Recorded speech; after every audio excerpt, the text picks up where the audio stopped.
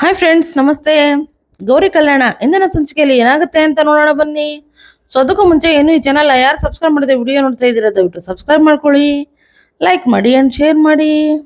ಸಂಚಿಕೆ ಮೊದಲಿಗೆ ನೋಡೋದಾದ್ರೆ ಗೌರಿ ಅವರಪ್ಪನ ಹತ್ರ ಮಾತಾಡ್ತಾ ಇರ್ತಾಳೆ. ಅಲ್ಲಪ್ಪ, ಏನಾಯ್ತು ಚಿನ್ನು, ಇಷ್ಟೊತ್ತಲ್ಲಿ ಎಲ್ಲಿಗೆ ಹೋಗ್ತಾ ಇದ್ದಾಳೆ ಅಂತ ಕೇಳ್ತಾ ಇರ್ತಾಳೆ. ಆಗ ಚಿನ್ನು, ಅದು ಅಕ್ಕ, ನೀನು ಹೋದಾಗಿಂದ ಮನೆ ಪರಿಸ್ಥಿತಿ ತುಂಬಾನೇ ಕೆಟ್ಟಿದೆ. ಅಪ್ಪನ ಕಣ್ಣು ಮಂಜಾಗಿದೆ, ಕೈ ಬೇರೆ ನಡುಗ್ತಾ ಇದೆ. ಇಂಥದ್ರಲ್ಲಿ ಅಪ್ಪನ್ಗೆ ಯಾರು ಕೆಲಸ ಕೊಡ್ತಾ ಇಲ್ಲ, ಅಪ್ಪನ ಕೈಲಿ ಕೆಲಸ ಮಾಡಕ್ಕೆ ಆಗ್ತಾ ಇಲ್ಲ ಅಂತ ಹೇಳ್ತಾ ಇರ್ತಾಳೆ. ಆಗ ಗೌರಿ, ಹೌದಾ ಅಪ್ಪ, ದಯವಿಟ್ಟು ನನ್ನ ಕ್ಷಮಿಸ್ಬಿಡಿ, ನನಗೆ ತುಂಬಾನೇ ಬೇಜಾರಾಗ್ತಾ ಇದೆಯಪ್ಪ. ಯಾಕಂದ್ರೆ ಇಂಥ ಸಮಯದಲ್ಲಿ ನಿಮ್ಗೆ ನಾನು ಹೆಲ್ಪ್ ಮಾಡ್ಬೇಕಿತ್ತು, ಅದನ್ನ ಬಿಟ್ಟು ನಾನು ಏನು ಹೆಲ್ಪ್ ಮಾಡದಿರೋ ಅಂತ ಪರಿಸ್ಥಿತಿ ನಂದು ಅಂತ ಹೇಳ್ತಾ ಇರ್ತಾಳೆ. ಆಗ ಅಪ್ಪ, ಚೇಚೆ ಹಾಗೆಲ್ಲ ಅನ್ಕೊಳ್ಬೇಡಮ್ಮ, ನೀನು ಮದುವೆಯಾಗಿ ಹೋಗಿದ್ದೀಯಾ ಅಂದಮೇಲೆ ನೀನು ಅವ್ರ ಮನೆ ಸೊತ್ತು, ನಾವು ಹೇಗಿದ್ರು ಪರವಾಗಿಲ್ಲಮ್ಮ, ನೀನ್ ಮಾತ್ರ ಖುಷಿಯಾಗಿರ್ಬೇಕು ಅಂತ ಹೇಳ್ತಾ ಇರ್ತಾನೆ. ಈ ಕಡೆ ಸಿರಿ ಮನೇಲಿ ಮೋನಿಕಾ ಇರ್ತಾಳೆ. ಮೋನಿಕಾಗೆ ತುಂಬಾನೇ ಹೊಟ್ಟೆ ಹಸಿವಾಗಿರುತ್ತೆ. ಆಗ ಸಿರಿ ಮೋನಿಕಾಗೆ ಅನ್ನ ಸಾಂಬಾರು ಬಡಿಸ್ತಾ, ಅಲ್ಲೇ ಮೋನಿಕಾ, ನಿನ್ ಏನೇ ಬಂದಿತ್ತು ಅಂತ ದೊಡ್ಡ ರೋಗ, ದಿನಬಂಧು ಕುಟುಂಬ, ದೊಡ್ಡ ಫ್ಯಾಮಿಲಿ, ಅಂತದ್ರಲ್ಲಿ ನೀನು ಆ ಸಂಬಂಧ ಬೇಡ ಅಂತ ಬೇರೆ ಅವನ ಜೊತೆ ಓಡೋಗಿದ್ಯಾ? ನನಗನ್ಸುತ್ತೆ ನಿನ್ಗೆ ಯಾರೋ ಮೋಸ ಮಾಡಿದ್ದಾರೆ ಅಂತ ಅಂತ ಹೇಳ್ತಾ ಇರ್ತಾಳೆ. ಆಗ ಮೋನಿಕಾ, ಊಟ ಮಾಡಿ ಆಮೇಲೆ ಮಾತಾಡೋಣ ಅಂತ ಸೊನ್ನೆ ಮಾಡ್ತಾಳೆ. ಸರಿ ಸರಿ, ನೀನು ಊಟ ಮಾಡು, ಎಲ್ಲ ವಿಷಯನೂ ಆಮೇಲೆ ಮಾತಾಡೋಣ ಅಂತ ಸಿರಿ ಹೇಳ್ತಾ ಇರ್ತಾಳೆ.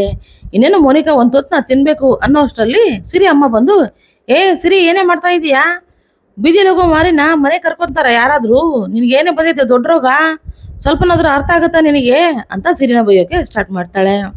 ಆಗ ಸಿರಿ, ಅಮ್ಮ ಅದು ಹಾಗಲ್ಲಮ್ಮ, ಅವಳು ಊಟ ಮಾಡ್ತಾ ಇದ್ದಾಳೆ, ಅವಳು ಬೀದಿಗೆ ಬಂದಿದ್ದಾಳೆ, ಅಂತದ್ರಲ್ಲಿ ನಾವು ಅವಳಿಗೆ ಈ ತರ ಮಾತಾಡಿದ್ರೆ ತಪ್ಪಾಗಲ್ವೇನಮ್ಮ ಅಂತ ಕೇಳ್ತಾ ಇರ್ತಾಳೆ. ಆಗ ಸಿರಿ ಅಮ್ಮ, ಏನೇ ತಪ್ಪಾಗುತ್ತೆ, ಇವಳು ಮಾಡಿರೋದೇನ್ ದೊಡ್ಡ ಗನಕರೇನಾ? ಮದುವೆ ಮನೆಯಿಂದ ಹೇಗ್ ಓಡೋದ್ಲು ಗೊತ್ತಾ? ಅವ್ರ ಅಪ್ಪ ಅಮ್ಮನ ಪರಿಸ್ಥಿತಿ ಏನಾಗುತ್ತೆ ಅಂತ ಈ ಹುಡುಗಿ ಸ್ವಲ್ಪನಾದ್ರೂ ಯೋಚನೆ ಮಾಡಿದ್ಲಾ? ತನ್ನ ಸುಖಕ್ಕೋಸ್ಕರ ಮದುವೆ ಮನೆಯಿಂದ ಓಡೋದ್ಲು. ಪಾಪ ಗೌರಿ ಮನೆಯವ್ರಿಗೋಸ್ಕರ ಇಷ್ಟ ಇಲ್ಲಿದ್ ಮದುವೆ ಮಾಡ್ಕೊಂಡು ಆ ಮನೆಗೆ ಹೋಗಿ ಸೇರ್ಕೊಂಡಿದ್ದಾಳೆ. ಅವಳು ಕಣೆ ಒಳ್ಳೆ ಹುಡುಗಿ, ಇವಳು ಕೆಟ್ಟ ಹುಡುಗಿ, ಇವಳು ಬುದ್ಧಿ ಸರಿಗಿಲ್ಲ.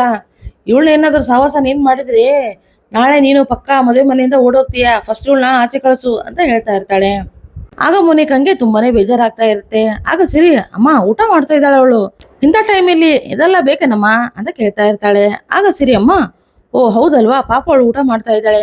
ಸರಿ ಸರಿ ಮೋನಿಕಾ, ನೀನು ಊಟ ಮಾಡು, ಯಾರಿಗೇನು ಅವಮಾನ ಆದ್ರೂ ನಿನಗೇನು ಸಮಸ್ಯೆ ಇಲ್ವಲ್ಲ, ಹಾಗೆ ನಾನೇನಂದ್ರು ನಿನಗೇನು ಬೇಜಾರಾಗಲ್ಲ, ಊಟ ಮಾಡಿ ನೀನು ಅಂತ ಹೇಳ್ತಾ ಇರ್ತಾಳೆ. ಆಗ ಮೋನಿಕನ್ಗೆ ತುಂಬಾನೇ ಬೇಜಾರಾಗುತ್ತೆ. ಮೋನಿಕಾ ಏನು ಮಾತಾಡದೆ ಅಲ್ಲಿಂದ ತನ್ನ ಬ್ಯಾಗ್ನ ತಗೊಂಡು ಹೊರಟೋಗಿ ಬಿಡ್ತಾಳೆ.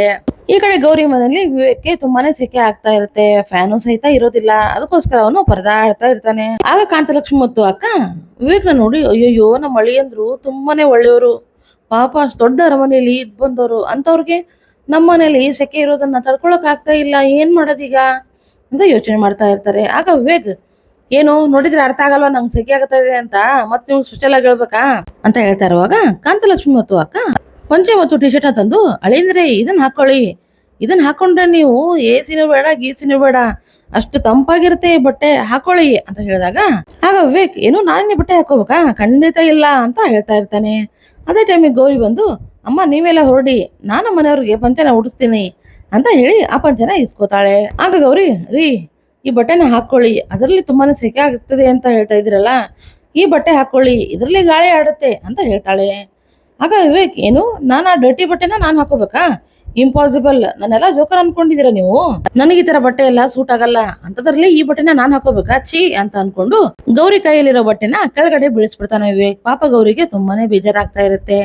ಈ ಕಡೆ ಇದನ್ನೆಲ್ಲ ಚಿನ್ನ ನೋಡ್ತಾ ನಿಂತ್ಕೊಂಡಿರ್ತಾಳೆ.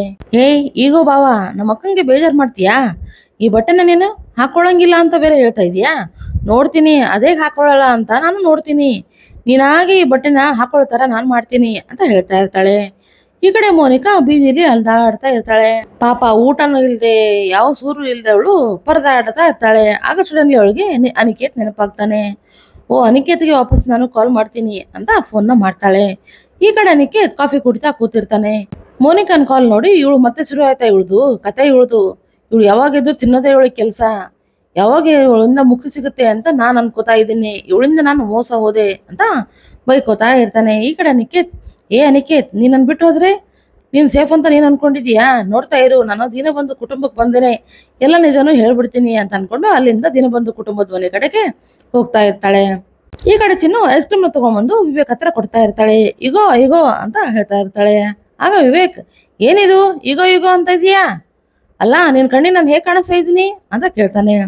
ಅದು ಭಾವ, ನಾನು ಈಗೋ ಅಂತಾರದು ಆಡು ಭಾಷೆಯಲ್ಲಿ ಈಗೋ ಅಂದರೆ ತಗೋ ಅಂತ ಅರ್ಥ. ಅದಕ್ಕೆ ನಾನು ಈಗೋ ಈಗೋ ಅಂತ ಹೇಳ್ತಾ ಇದ್ದೀನಿ. ನೀವು ಅದನ್ನು ತಪ್ಪಾಗಿ ತಿಳ್ಕೊಬಾರ್ದು ಅಂತ ಹೇಳ್ತಾ ಇರ್ತಾಳೆ. ನೀನು ತಗೋ ಅಂತ ಹೇಳು, ಆದ್ರೆ ಈಗೋ ಈಗೋ ಅಂತ ಮಾತ್ರ ಹೇಳಕ್ ಹೋಗ್ಬೇಡ. ಈಗೋ ಅಂತ ಹೇಳಿದ್ರೆ ನನಗೆ ಈಗೋ ಇದೆ ಅಂತ ಹೇಳ್ತಾ ಇದೀಯ ಅಂತ ನನಗೆ ಅನಿಸ್ತಾ ಇದೆ ಅಂತ ವಿವೇಕ್ ಹೇಳ್ತಾ ಇರುವಾಗ, ಅಲ್ಲ ಬಾವ ಈಗೋ ತಗೊಳ್ಳಿ ಅಂತ ಹೇಳ್ತಾ ಅವ್ನ ಪ್ಯಾಂಟ್ ಮೇಲೆ ಶರ್ಟ್ ಮೇಲೆ ಐಸ್ ಕ್ರೀಮ್ ನ ಬಿಡಿಸೇ ಬಿಡ್ತಾಳೆ ಚಿನ್ನು. ಆಗ ವಿವೇಕ್ ಬಟ್ಟೆ ಎಲ್ಲ ಐಸ್ ಕ್ರೀಮ್ ಆಗಿ ಹೋಗ್ಬಿಡುತ್ತೆ. ಅವನಿಗೆ ಸಿಟ್ಟು ಬಂದು, ಏನ್ ಮಾಡಿದೆ ನೀನು ಕತ್ತೆ, ಬಟ್ಟೆ ಎಲ್ಲ ಹಾಳು ಮಾಡ್ಬಿಟ್ಟೆ, ಇವಾಗ ನಾನು ಏನ್ ಹಾಕೊಳ್ಳಿ ಅಂತ ಹೇಳಿದಾಗ, ಬಾವ ನನ್ನ ಹತ್ರ 2 ಹೊಸ ಪ್ಯಾಂಟ್ ಇದೆ, ಅದನ್ನ ತಂದ್ಕೊಡ್ಲಾ ಅಂತ ಹೇಳ್ತಾನೆ. ಏನು, ನಿನ್ ಪ್ಯಾಂಟ್ ನನಗೆ ತಂದು ಕೊಡ್ತೀಯಾ? ಲೇಡೀಸ್ ಪ್ಯಾಂಟ್ ಹಾಕೋ ತರ ಕಾಣ್ತಾ ಇದ್ದೀನ ನಾನು ನಿನಗೆ ಅಂತ ಬೈತಾ ಇರ್ತಾನೆ. ಆಗ ಚಿನ್ನು, ಬಾವ ಮತ್ತೆ ಏನು ಗತಿ ನಿಮಗೆ, ಹೋಗ್ಲಿ ಬಿಡಿ, ಅದೇ ಅಲ್ಲಿ ಬಿಸಾಕಿದ್ದೀರಲ್ಲ ಬಟ್ಟೆ ಅದನ್ನೇ ಹಾಕೊಳ್ಳಿ ಅಂತ ಹೇಳಿ ಈ ಕಡೆಗೆ ಬರ್ತಾಳೆ. ಈ ಕಡೆ ಮನೆಯಲ್ಲಿ ಎಲ್ಲರೂ ಊಟಕ್ಕೆ ರೆಡಿ ಮಾಡ್ತಾ ಇರ್ತಾರೆ. ಕಾಂತವ ಲಕ್ಷ್ಮಿ ತುಂಬಾನೇ ಆ ಊಟದ ವೆರೈಟಿ ಎಲ್ಲ ಮಾಡಿರ್ತಾಳೆ. ಅದನ್ನ ನೋಡಿ ಗೌರಿ ಬಂದು, ಅಮ್ಮ ಇಷ್ಟೆಲ್ಲ ಯಾಕೆ ಮಾಡಿದೀಯಾ ಅಂತ ಕೇಳ್ತಾಳೆ. ಅಲ್ಲಮ್ಮ ಅದು ಹಾಗಲ್ಲ, ನಮ್ಮ ಮನೆಗೆ ನಮ್ಮ ಅಳಿಯಂದ್ರು ಬಂದಿದ್ದಾರೆ. ಅಳಿಯಂದ್ರ ಅಂದ್ರೆ ಹಾಗೆ ಸುಮ್ಮನೆನಾ? ನಮ್ಮ ಪಾಲಿಗವರು ದೇವರು, ಅದಕ್ಕೆ ಅವ್ರನ್ನ ನಾವು ಚೆನ್ನಾಗಿ ನೋಡ್ಕೋಬೇಕು. ಅವರು ನಾವು ಅವ್ರನ್ನ ಚೆನ್ನಾಗಿ ನೋಡ್ಕೊಂಡ್ರೆ ಅವ್ರು ನಾಳೆ ನಿನ್ನ ಚೆನ್ನಾಗಿ ನೋಡ್ಕೋತಾರಮ್ಮ. ಅದಕ್ಕೆ ಅವ್ರಿಗೆ ಇಷ್ಟೆಲ್ಲ ಮಾಡಿದ್ದೀನಿ ಅಂತ ಹೇಳ್ತಾ ಇರ್ತಾಳೆ. ಹೋಗಮ್ಮ, ಟೈಮ್ ಆಯ್ತು, ಹೋಗು ವಿವೇಕ್ನ ಕರ್ಕೊಂಬಾ ಅಂತ ಹೇಳಿದಾಗ ಸರಿ ಸರಿ ಅಂತ ಹೋಗ್ತಾ ಇರ್ತಾಳೆ. ಆಗ ಚಿನ್ನು, ಬೇಕಾಗಿಲ್ಲ, ಅವರೇ ಬಂದ್ರು ನೋಡಿ ಅಂತ ಹೇಳ್ತಾ ಇರುವಾಗ ವಿವೇಕ್ ಲುಂಗಿನ ಉಟ್ಕೊಂಡು ಬರ್ತಾ ಇರ್ತಾನೆ. ಅವನಿಗೆ ನಡೆಯೋಕೆ ಬರ್ತಾ ಇರೋದಿಲ್ಲ. ಹಾಗೂ ಎಲ್ಲರೂ ಆಶ್ಚರ್ಯದಿಂದ ಅವನೇ ನೋಡ್ತಾ ಇರ್ತಾರೆ. ಅಲ್ಲ ಬಟ್ಟೆನೆಲ್ಲ ಬೇಡ ಅಂತ ಬಿಸಾಕಿದ, ಇವಾಗ ನೋಡಿದ್ರೆ ತಾನೇ ಬಟ್ಟೆ ಹಾಕೊಂಬಂದಿದ್ದಾನೆ ಅಂತ ನೋಡ್ತಾ ಇರ್ತಾರೆ.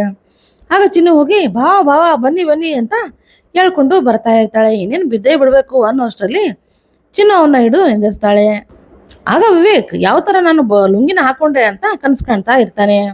ಆ ಕನಸಲ್ಲಿ ಗೌರಿ ಅವನ ಹತ್ರ ಬಂದು, ಏನ್ರಿ ನೀವು ಪಂಚೆ ಉಡಿಸ್ಲ ನಾನು ಅಂತ ಪಂಚೆ ಉಡಿಸಿ ರೊಮ್ಯಾಂಟಿಕ್ ಆಗಿ ಮಾತಾಡಿ ಹೋಗಿರ್ತಾಳೆ. ಇದನ್ನೇ ಅನ್ಸ್ಕೊಂಡು, ಅಪ್ಪ ಬೇಡಪ್ಪ, ಅವಳೇನಾದ್ರೂ ಬಂದ್ರೆ ಮುಗೀತು ಕತೆ, ಕನಸು ಎಷ್ಟು ಕೆಟ್ಟದಾಗಿದೆ, ಇನ್ನ ನಿಜ ಆಗ್ಬಿಟ್ರೆ ಮುಗೀತು ಕತೆ, ಹೇಗಾದ್ರೂ ಮಾಡಿ ಈ ಪಂಚನ ನಾನೇ ಉಟ್ಕೋತೀನಿ ಅಂತ ಆ ಪಂಚನ ಉಟ್ಕೊಂಡಿರ್ತಾನೆ. ಸೊ ಇಲ್ಲಿಗೆ ಸಂಚಿಕೆ ಎಂಡ್ ಆಗುತ್ತೆ. ಈ ಸಂಚಿಕೆ ನಿಮ್ಗೆ ಇಷ್ಟ ಆದ್ರೆ ಖಂಡಿತ ಲೈಕ್ ಮಾಡಿ, ಶೇರ್ ಮಾಡಿ ಅಂಡ್ ಸಬ್ಸ್ಕ್ರೈಬ್ ಮಾಡಿ. ಸೊ ನೆಕ್ಸ್ಟ್ ವಿಡಿಯೋದೊಳಗೆ ಸಿಗೋಣ. ಸೋಲಿಯರ್ಗೂ ಟಾಟಾ, ಬಾಯ್ ಬಾಯ್ ಅಂಡ್ ಟೇಕ್ ಕೇರ್.